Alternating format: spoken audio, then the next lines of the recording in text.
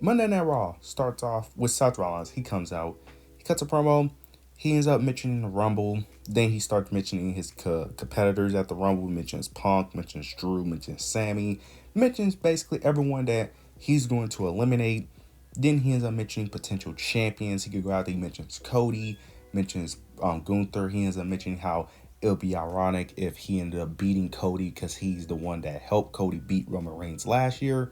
Then Gunther ends up coming out. Gunther ends up saying that Seth is not focused. He's been whining and complaining, and that he forgot what really matters, and that he needs to focus on the Rumble, and that he's not sure if Seth still has it. Seth responds back, ends up saying that that title that Gunther is holding, it doesn't exist without Seth Rollins, and then he ends up saying that he's not the guys that Gunther has beaten.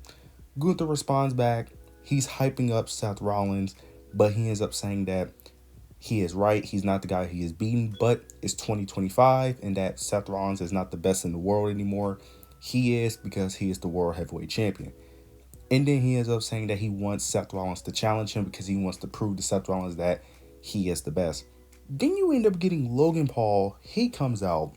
He's getting booed like crazy.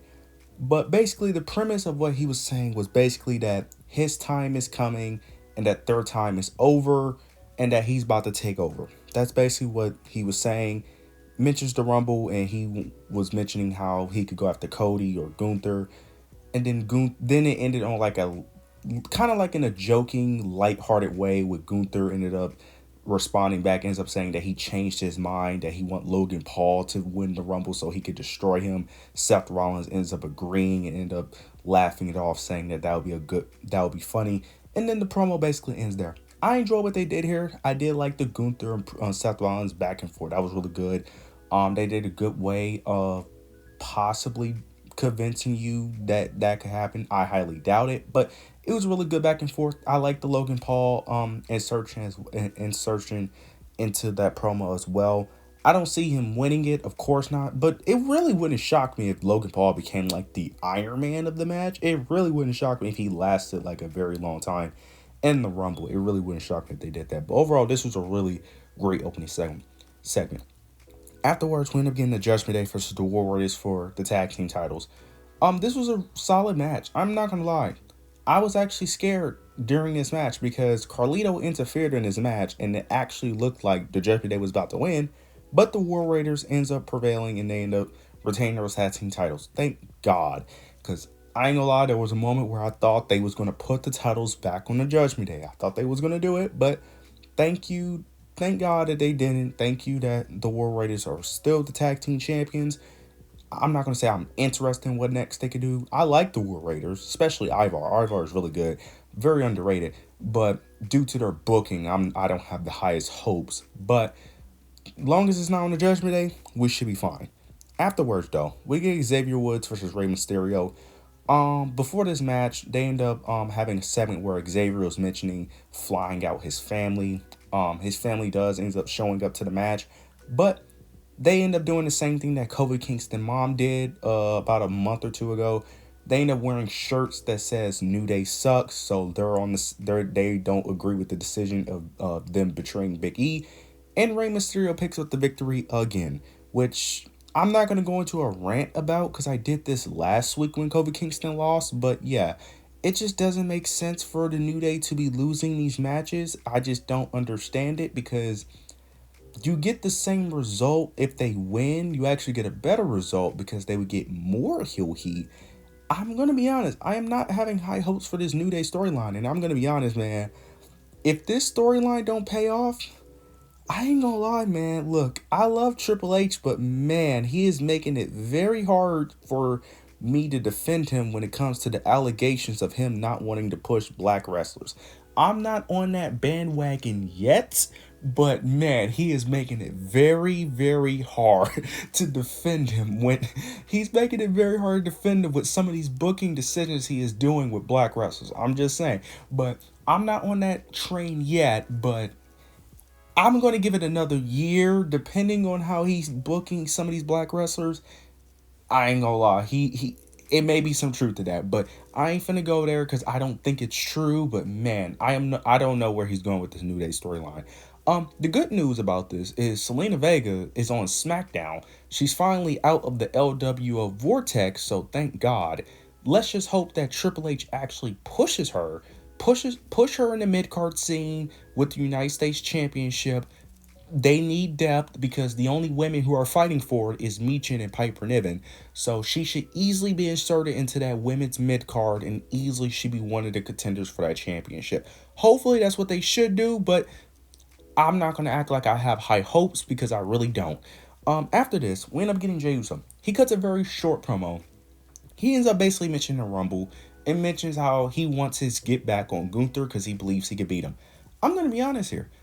I actually don't hate this idea. Now, I highly doubt it happens. I really do. But I don't hate the idea of Jey Uso winning the Royal Rumble and facing Gunther. I think the story they could tell if you actually build it for like a few months can actually be really good. And then Jey Uso finally getting that moment, I would actually like it. And I'm not even the biggest Jey Uso fan. I like him, but I don't love him like most fans. But I actually like the idea. Now, I don't think it's going to happen. I highly doubt it happens. But I would actually like that would actually be a dope moment if they actually have Jey Uso win the Royal Rumble to face Gunther. I actually don't hate that idea. Afterwards, when them getting Naomi, Bianca versus Liv and Raquel, Dominic Mysterio comes out, interferes in the match. This led to Naomi getting a pinfall on Liv Morgan, which allowed Raquel to stop the pin. Then this allowed Liv Morgan to take advantage, and then she ends up pinning. I think she pinned Bianca. No, she pinned Naomi. She ends up pinning Naomi. They pick up the victory. So this is the second week in a row where Liv Morgan got like a heel type win over, a major star. They're clearly building up Liv Morgan, keeping her strong. I'm assuming she's going to be inserted into the tag team picture because I don't know who she faces at Mania if it's not a tag team match. The only other woman I could see her facing is possibly Becky Lynch, but I would have to wait until after the Rumble to really feel confident in that match. But they're still keeping Liv Morgan strong. Like I said, I don't know where they go with Liv Morgan, but I'm assuming the tag team division is where they're going, especially with her pinning Bianca and Naomi. I could see them easily pushing a story of Naomi, Bianca wanting to go after Liv and Raquel and start that feud. I could easily see that happening. After this, we end up getting Paul Heyman. He ends up basically hyping up Roman Reigns, mentions Roman Reigns being the cover of WWE 2K25. Then you end up getting Drew McIntyre. He comes out and he ends up saying that all of the success that the Bloodline has had is because of him and that he is responsible for it. Then he starts mentioning how it all started with him winning the Rumble, eliminating Roman, and that he beat Brock Lesnar.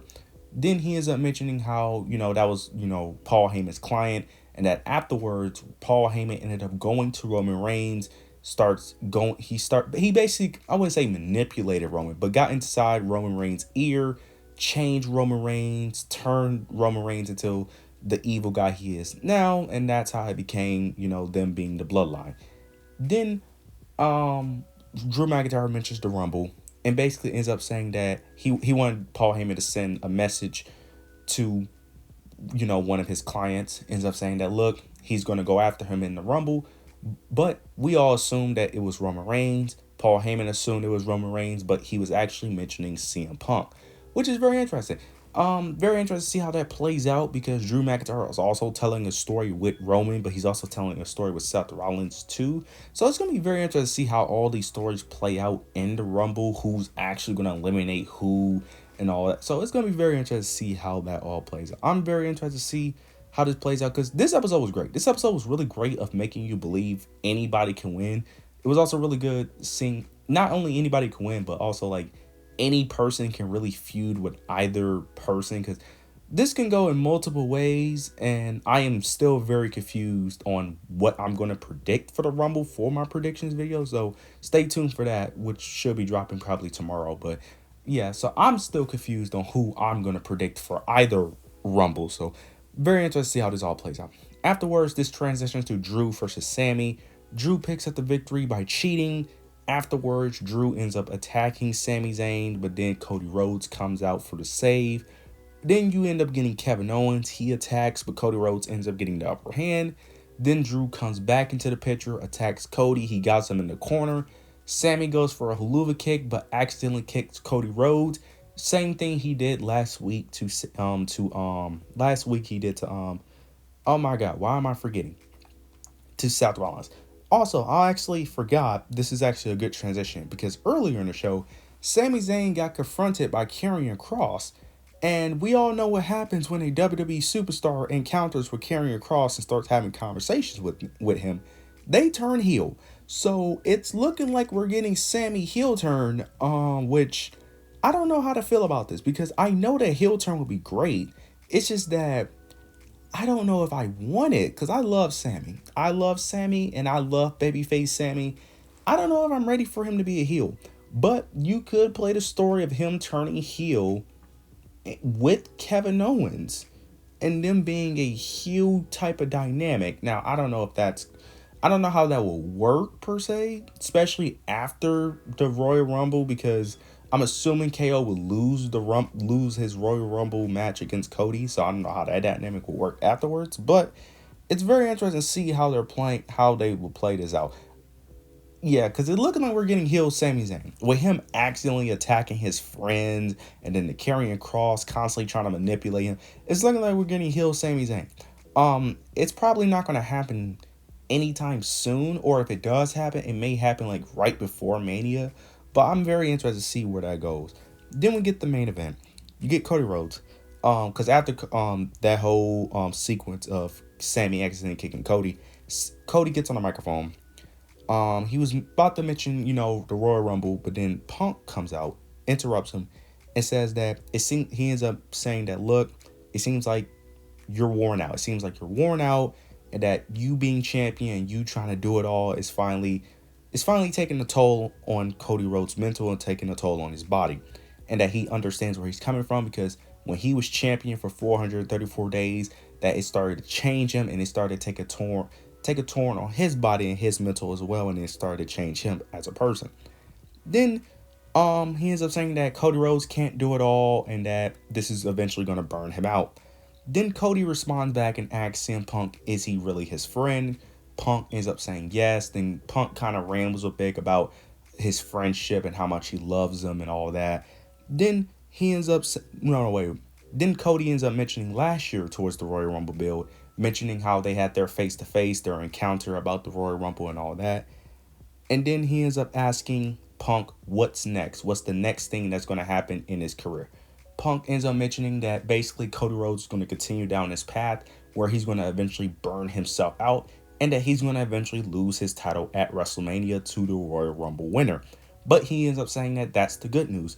Cody Rhodes ends up asking what's the bad news, and then Punk responds, ends up saying the bad news is that I'm going to be the one that's going to take your title, and that unlike your enemies, I'm going to stab you from the front instead of stabbing you from the back. Then Cody ends up mentioning their friendship, mentioning their dynamic from, 10 years ago, mentioning how when he was on the main roster 10 years ago, when he first got to WWE, he was the one chasing CM Punk, but he ends up saying that the dynamic has changed, is that he's not chasing him anymore, that Punk is now chasing him, and that he basically ends up saying that he wants Punk to win the Royal Rumble because he wants to prove that Punk is not the best in the world anymore. This was great. This was a great promo, and this sold me. I ain't gonna lie. This sold me on Punk versus Cody. This sold me on the match. I'm gonna be honest. I didn't even think this was really a possibility, but after this promo, I think it's actually a high possibility that this happen. Now, I may not predict this in my Royal Rumble predictions, but it really wouldn't shock me if they actually go with this direction. I could actually see this happen. This was a great episode overall. You guys let me know your thoughts and opinions down below. Make sure you like, comment, subscribe. But yeah, that's it.